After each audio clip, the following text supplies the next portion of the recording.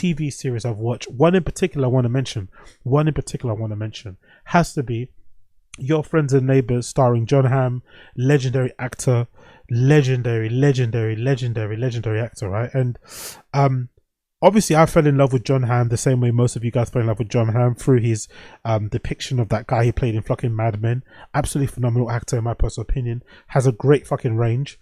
But I do love him when he plays this type of role. This type of character feels like the modern incarnation of what the character from Mad Men would have been. You know, wherever the character of Mad Men was, I think the character he plays in Your Friends and Neighbors is the modern interpretation of it. He absolutely kills this role. Apple TV, by the way, are absolutely killing it with the TV series. They've got another one at the moment called Murderbot, which I'm also loving. It's based on a sci-fi novel that a lot of people on sci-fi TikTok and sci-fi YouTube, or just literature YouTube in general, recommended, and they've made a series about it as well called Murderbot. That's crazy good. And then they've also got this Your Friends and Neighbors. Allegedly there's a season 2 already signed off. I'm not the biggest fan of this giving a show a second season just for the sake of it, you know. Like I heard, for instance, there's a Samurai season 3 or 4 happening soon. I think sometimes when the story is done, just leave it done. I don't necessarily think this series needs a second season. I think the story was told perfectly well within the first season. But still, if they're going to do it and they're still going to be the same people acting in it, I'm obviously going to watch it. The series follows John Hamm. Essentially what happens to him is that he loses his job, and then after he lives in a very affluent community with lots of friends and family. I think he's a investment or hedge manager or something along those kind of lines. He loses his job in a very unfair way. It comes as a shock because he's one of the best performers, highest performers there, but the guy obviously at the company wanted to get him out for ulterior motives.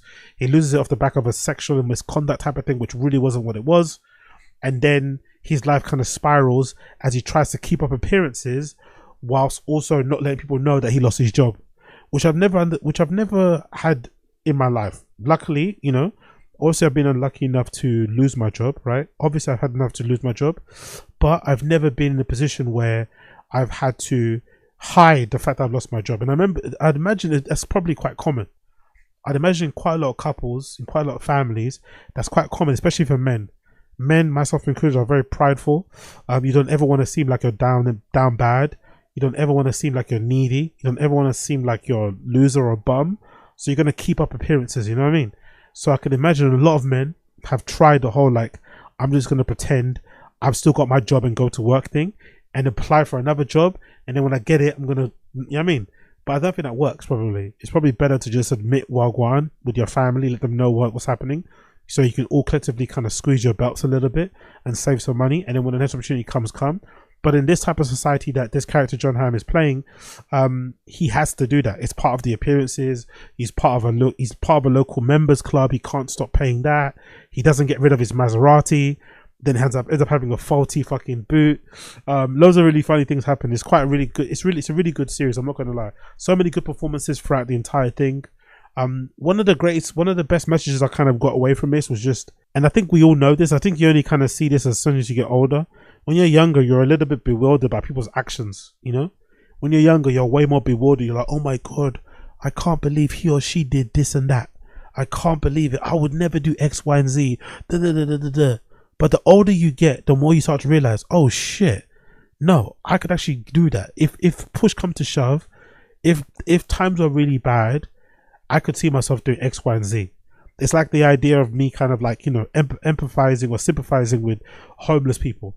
For a long time, especially when I was younger, I had a very toxic, very like, I don't know, a very angry response whenever I saw a homeless person. Just inside, I didn't obviously verbalize or anything, but whenever I saw someone homeless on the street, especially when I was super young, it would always give me a very viscerally angry reaction about it. And I think most of it came because I grew up in a household where, like, especially like we had ups and downs in my family and shit, you know, in terms of everyone's earning potential and making money and shit. But there was a period where, like, for a long time, maybe until in my teen years, going into my early 20s, when my parents really were struggling, were down bad, and we obviously as brothers had to kind of help out and sort of like keep the house kind of running in it, which is okay, no big deal. But I remember at those times thinking to myself, like, fuck man, my parents are good people, you know what I mean? My parents are good people. They ain't really fuck nobody over. They're not scummy people. They don't lie. They don't cheat. They don't steal and shit. So how come they're in a situation where they can't help themselves? They're trying everything. They try to open a business, they try to do this, they try to apply for this job, and nothing seems to be working. And I remember at that time thinking to myself, like, it's fucked up because like no one's coming to help us, you know?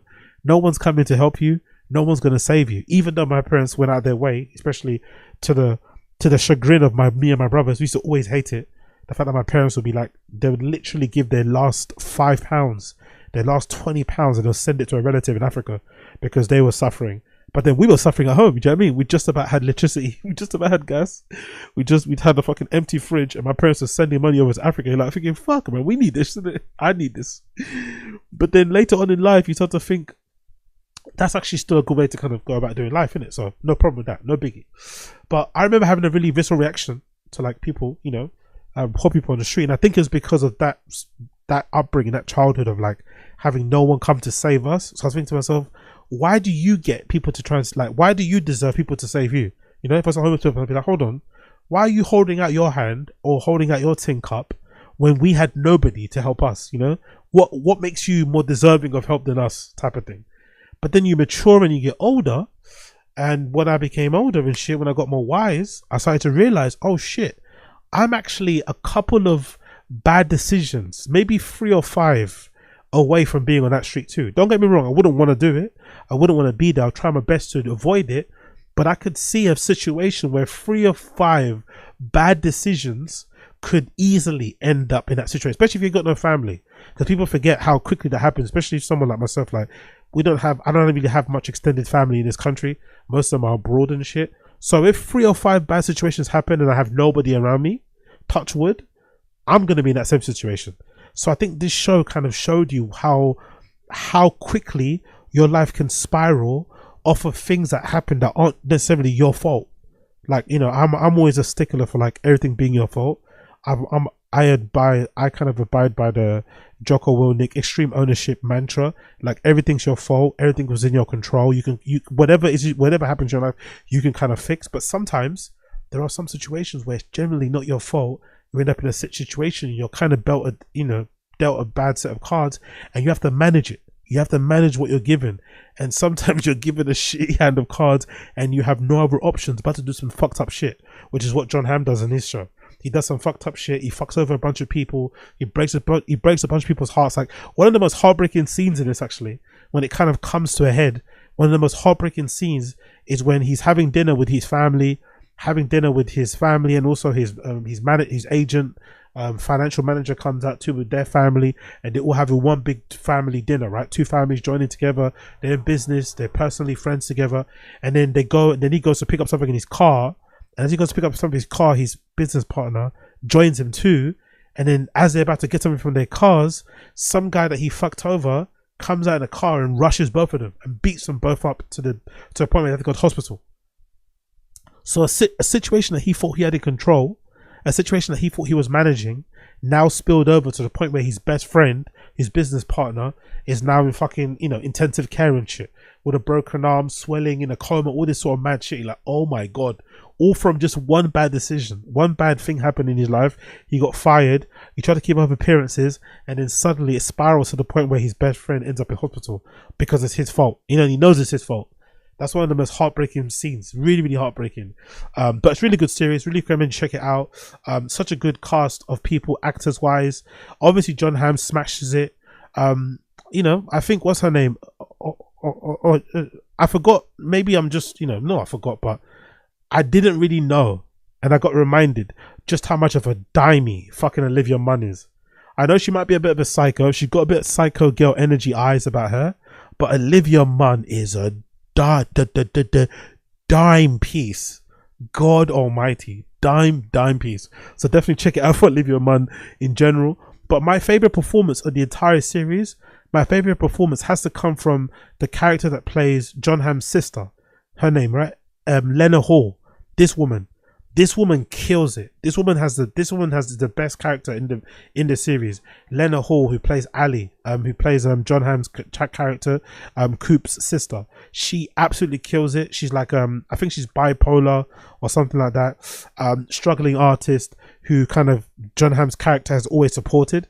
and she's kind of going through some stuff during the series, and she's trying to do her best to help him because her brother's been there helping her for her entire life, so she feels she's guilty, and she's going through her little relationship thing. Honestly, I recommend you check it out. It's a really good series. Leonard Hall kills it. Jon Hamm kills it. Really, really good series. Your Friends and Neighbors, available on, I think, Apple TV. Obviously, you know, man gets it from where I get it, but definitely recommend you check it out. Such a good series. Such a good series.